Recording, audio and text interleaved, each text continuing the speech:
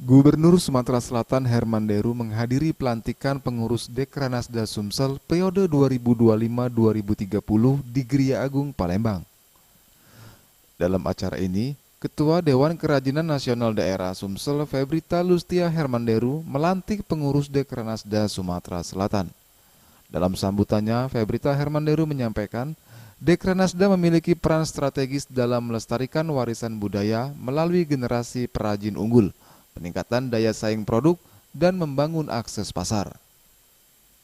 Dekranasda merupakan satu organisasi yang memayungi dan mengembangkan produk kerajinan serta meningkatkan kehidupan pelaku bisnisnya. Punya peran membantu pengrajin dengan memberikan pelatihan, keterampilan, dan mempromosikan serta turut memasarkan hasil kerajinan, membantu meningkatkan kemampuan pengusaha kerajinan golongan ekonomi lemah dalam mutu, produksi, dan keahlian sesuai dengan bidang mereka masing-masing.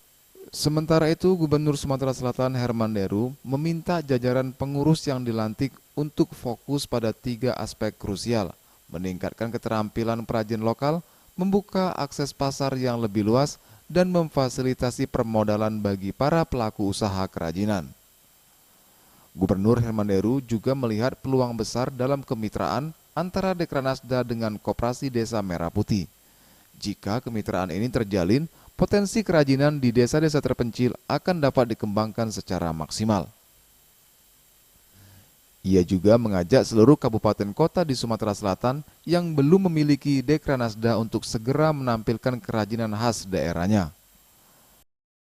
Bahwa ada tugas-tugas pokok, mengasah keterampilan, membuka pasar, bahkan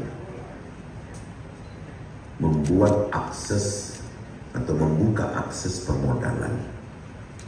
Tim Liputan Sriwijaya TV.